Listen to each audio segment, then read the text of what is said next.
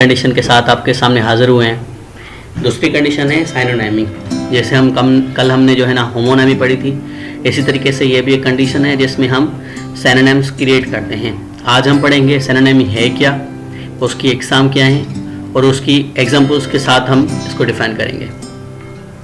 पहले है synonymy. What is synonymy? Synonymy is a characteristics of making, finding and using of synonyms. Synonym क्या होता है? Synonym वो वर्ड्स होते हैं, words different in sound and spelling but nearly alike are exactly the same in meaning. Example: baffle, confuse, deceive, beautiful. Beautiful की जो है वो attractive, pretty and lovely and stunning है। bossy की controlling, tyrannical and fear की जैसे just, objective, impartial और unbiased है। funny की humorous, comical, hilarious and hysterical है। happy की content, joyful, mirthful and upbeat है। सेम उसी तरीके से हार्ड वर्किंग की कुछ सिनोनिम्स है, diligent, determined, industrious, enterprising. Honest की है honourable, fear, sincere and trustworthy. इसी तरीके से सिनोनिमी क्या होती है, उसमें आप करते हो क्या, वर्ड को फाइंड करके सिनोनिम के जैसे वर्ड फाइंड करते हो, उसे उसकी तरीके से वर्ड्स बनाते हो। वो आप बारो भी वर्ड्स कर सकते हो, कहाँ से भी ले आ सकते हो और उसी तरीके से आप सिनोनिम बना सकते हो, उसको हम कहते हैं सिनोनिमी।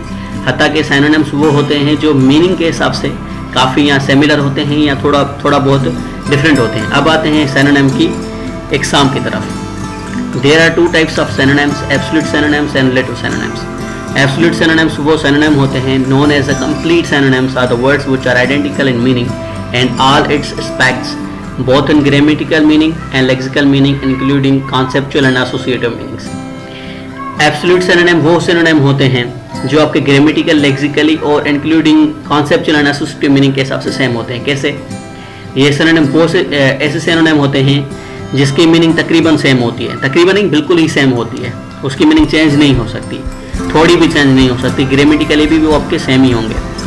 मोस्टली कुछ लोग कहते हैं कि ऐसे सिनोनिम है ही नहीं, कुछ लोग कहते हैं ये बहुत कम ही होते हैं। उनमें से मेरी कुछ मिसालें हैं जहाँ पे मैंने दी गई हैं। एक मिसाल है यहाँ पे स्कारलेट फीवर और दूसरा है स्कारलेटिना। ये एक किस्म का फीवर होता है जो बैक्टीरियल डिजीज़ है। दूसरा है कंपोजिशन एंड कंपाउंडिंग। कंपोजिशन में क्या होता है, हमारी जो होते हैं ना वो हम क्या बनाते हैं, कंपाउंड्स बनाते हैं, और कंपाउंडिंग में भी हम कंपाउंड्स बनाते हैं। उसी तरीके से ये दो एग्जांपल्स मैंने यहाँ पर एब्सोल्यूट सिनोनिम में दी हैं जो मुझे मिल सकी। अगर आपके पास भी कोई मिसालें हैं तो आप भी दे सकते हो। दूसरी हमारी है relative synonym. They are not identical in meaning and different in all aspects. Grammatical, conceptual and associative meaning के हिसाब से ये थोड़े डिफरेंट होते हैं। जैसे मैंने पहले ही काफ़ी मिसालें आपको ऊपर दी हुई हैं, ये सारी की सारी रिलेटिव सिनोनिम से हैं, वो सारी की सारी एब्सोल्यूट सिनोनिम नहीं है। जैसे साइलेंट की टेस्टिसाइट हो गई, शाइन की जैसे ग्लेटर हो गई, स्पार्कल की जैसे ग्लेयर हो गई, डिफरेंट की जैसे वेरियस हो गई, इडल की जैसे लेजी इंडोलेंट हो गई, स्ट्रेंज की ओड हो गई, क्वेर हो गई, लार्ज की ह्यूज, ट्रोमिडियस एंड क्लोसल हो गई, लाफ की स्माइल, ग्रिन, चक्कल, गिगल एंड चोटल हो गई, टाइटर हो गई, स्निंगर हो गई, गफाव हो गई, कैकल हो गई और रोर हो गई।